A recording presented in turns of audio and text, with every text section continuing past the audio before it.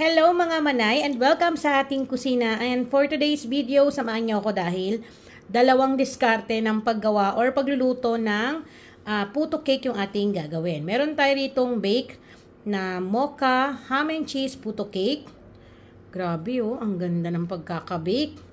At meron din tayo ditong steam puto cake. Ayan, nagkameron sila ng mga korte dahil sa ating pag-i-steam na nasiksik sila, pero goods na goods yan. Saktong-sakto ang timpla. So, dito sa ating recipe para sa ating mga viewers na nagtatanong kung pwede bang i-bake, kaya naman, huwag na natin patagalin. Tara na at atin na umpisahan. So, unahin natin yung ating cake batter. Bali, dito meron tayong cake flour. Then, lalagyan natin ng baking powder. Sundan natin ng asin. Then, yung ating white sugar. Tapos, i-mix lang natin. Pagkatapos natin ma-mix, maglalagay tayo ng fresh milk, evaporated milk. So, ang gamit ko po ay evaporated milk. Pero, pwede rin po ang fresh milk. Then, maglalagay din tayo ng ating Flavorade, mocha flavorade yung aking ilalagay. Dahil mocha flavor itong ating gagawin na puto cake. Ayan. So, wag kayo mag-alala dahil hindi naman to papait dahil water-based yung ating flavorade. Then, mix lang natin. So, mas mainam po na salain natin yung ating cake flour para hindi tayo mahirapan maghalo. Mabilis natin matanggal yung mga buo-buo na harina. Tapos mag-add tayo dito ng tubig. Then sa paglalagay naman po ng tubig, huwag nyo rin po kagad bibiglain kasi hindi pare-parehas yung harina natin. Merong makasipsip ng tubig. Meron naman konti lang ay sakto na. Then, haluin lang po natin hanggang sa maging smooth. Wala na tayong nakikitang buo-buo na harina. So, continuous lang ang paghalo. Ganyan. Ngayon, kung nahirapan kayo or nakalimutan yung magsala, tapos may nakikita kayong buo-buo na harina, pwedeng gawin ninyo, gumamit kayo ng salaan, tapos dun nyo to ilagay. Para salang-sala po talaga. Wala kayong makikita na buo-buo na harina. So, kapag ganito naka-smooth, pwede na natin tong iset aside muna, tapos gagawa muna tayo ng ating merengue. So, dito, gagamit po tayo ng 6 pieces ng egg whites. Ito yung, pinagamitan ko yung egg yolk sa ating Boston cream cake. So, ito yung ating egg whites para hindi naman masayang. So, 6 na piraso to na medium size. Maglalagay tayo ng ating cream of tartar. Kung wala kayong cream of tartar, pwede naman ng lemon, vinegar, pwede rin ang calamansi juice. Ipahid nyo lang po dito sa inyong gagamitin na lagayan. Tapos, siguraduhin na hindi basa o kahit may oil. Gayon din po yung gagamitin na hand mixer o stand mixer. So, i-beat natin to hanggang sa magbubble.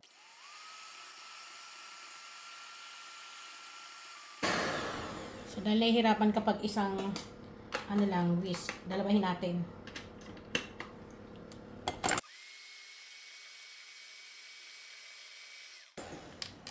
Then, kapag nagbubble na, dahan-dahan natin lalagyan ng ating white sugar. So, wag lahatin. Paunti-unti. Then, lagay na natin lahat.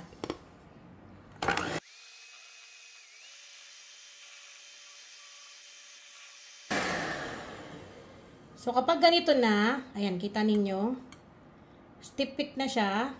So, pwede na natin i-stop yung ating pagmimix gamit ang ating stand mixer. So, ito, idadahan-dahan natin, ihahalo dun sa ating mocha cake batter. Paghaluin na natin. Huwag nyo ilalagay lahat. Hatiin nyo sa 3 para mahalo natin ng maayos. Then, ang pagmimix, gaya ng lagi ko namang sinasabi, dahan-dahan, huwag tayo nagmamadali. Para po yung ating merengue, hindi po mawala yung air sa loob. Maging fluffy yung ating puto cake. Then, lagay ulit natin yung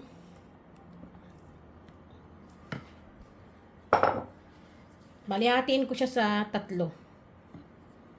So, naglagay ako ng pangalawa na merengue. Malalaman nyo naman kapag tama ang mix ninyo, kapag ang kulay nila ay iisa na lang. Wala na kayo nakikitang ganito yung dark na humihiwalay. It means na kailangan pa niyang makapag-absorb, nag-i-English tayo dito, makapag-absorb ng ating merengue. So, ganyan lang. Halo lang ng halo. Hanggang sa ilagay na natin lahat. Aapaw yata to. Ayan. So, kung ayaw nyo naman ng may flavor, gusto nyo vanilla lang, huwag nyo lagyan ng mocha. Kung gusto nyo buko pandan, lagyan nyo ng flavored na buko pandan. Pwede rin ng strawberry. Pwede rin po itong cake base kung wala kayong oven kasi ito ay ating i-steam para makita nyo kung gaano kalambot itong ating mocha puto cake. Yan o. Laging hahagod kayo sa ilalim para pantay. Pwede na tayong maglagay sa ating mga cupcake liner, sa ating mga puto molder, pwede rin po sa llanera. Kung ano man yung gusto nyong paglagyan na pwedeng i-steam. So, dun nyo po ilagay. So, dito naka-ready na yung ating mga gagamitin na pan-topping sa ating puto cake. Gagamit tayo ng sweet ham, then cheese. So, simple lang ikat nyo base sa gusto nyong laki o sukat o design. Bahala kayo kung ano yung gusto nyo. At gagamit ako ng cupcake liner na ano to, 5.5 yung sukat niya. Ayan. Para pwede siyang pambaon, pangregalo, pambenta. Ayan. So, nabili ko lang to sa online. Lalagay ko na lamang po yung link sa description box sa mga gusto magtanong kasi kagandahan nito. Ayan o. Tumatayo siya kahit walang pinaka-molder na pagpapatungan. So, magsasali na tayo dito ng ating mocha puto cake. So, maglalagay lang tayo ng sakto lang. Kasi yan po ay aalasa pa. Ganyan.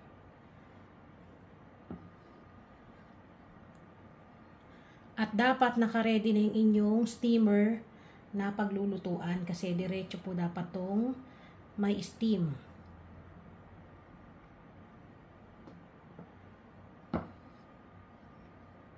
Pwede rin po itong i-bake sa mga magtatanong kasi lang po yung magtatanong na naman dyan. Pwede bang i-bake? Pwede naman. Pwede nyo i-bake. So mag-try tayo ng i-bake natin para makita nyo rin yung outcome niya kapag na-bake. Ayan. Tapos taktak lang natin. Then maglalagay tayo ng ham. Ganyan lang. Ham and cheese. Sa ibabaw. Diba? Ang laki ng ham, ang laki ng cheese. Para ma-enjoy talaga natin kapag kinain natin. Lalo na ng mga bata, pambaon, pang merienda. So, ganyan. So, pwede na natin tong isa lang sa ating steamer. So, pwede na natin isa lang dito sa ating kumukulo na tubig. Then, dapat katamtaman lang po yung pagkulo niya. Huwag malakas para maganda yung pagkakaluto ng ating mocha ham and cheese puto cake. Then, dito naman tayo sa ating ibibake na puto cake para naman sa mga tatanong kasi kung pwede na i-bake. So, ayan, i-bake natin.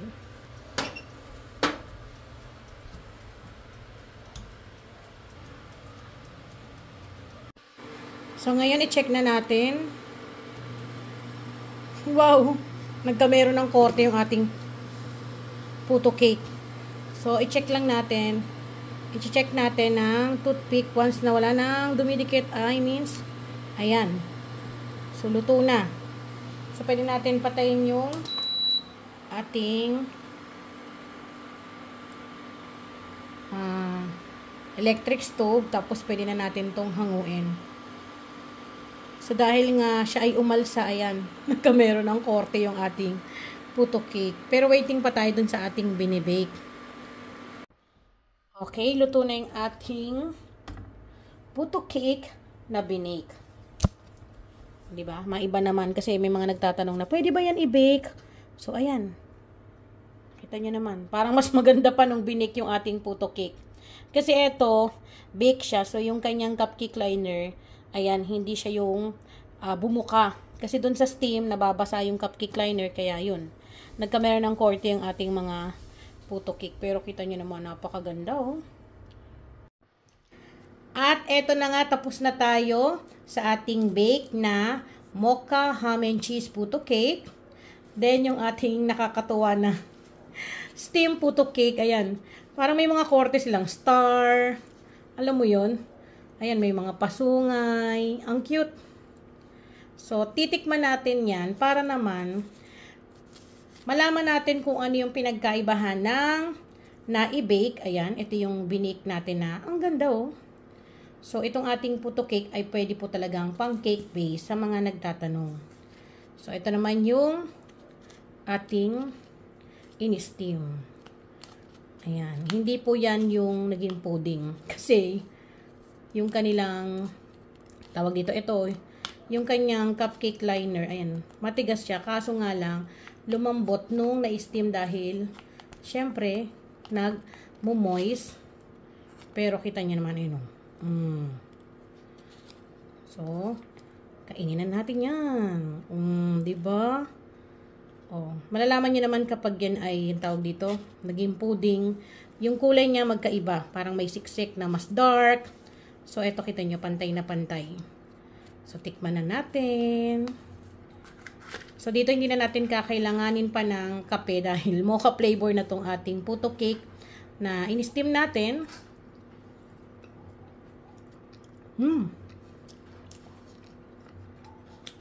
Sarap. Yung tamis niya saktong-sakto lang.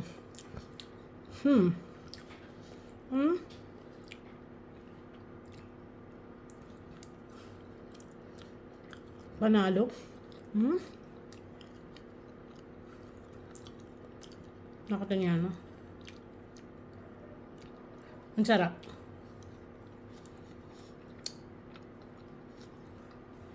Then, dito naman tayo sa ating na-i-bake. Mainit-init pa, pero gusto ko na talaga siyang tikman para malaman natin kung ano yung pinagkaiba ng steam. Yan nga lang, unang-una, may kita mo na kagad. Napakaganda. Unang-una. Ito, nagkameron sila ng mga korte. Pero eto, kita nyo naman, oh. I-book ako ng isang buo para makita nyo. Ayan, oh. Ang cute. Diba? Magandang pambaon ng mga bata. Kita nyo. Diba? Ang ganda ng pagkakabake, no? Kaya sa mga nagtatanong kung pwedeng i-bake, pwedeng-pwede. Yan, natanggal natin ng isang buo. At eto na nga atin ang titikman. So, hatiin natin sa gitna. Wow. Mainit-init pa, nakikita niyo yung usok na yan. Umusok-usok po. Siyempre, hatiin na natin dahil meron akong kahati dito. Tikman na natin.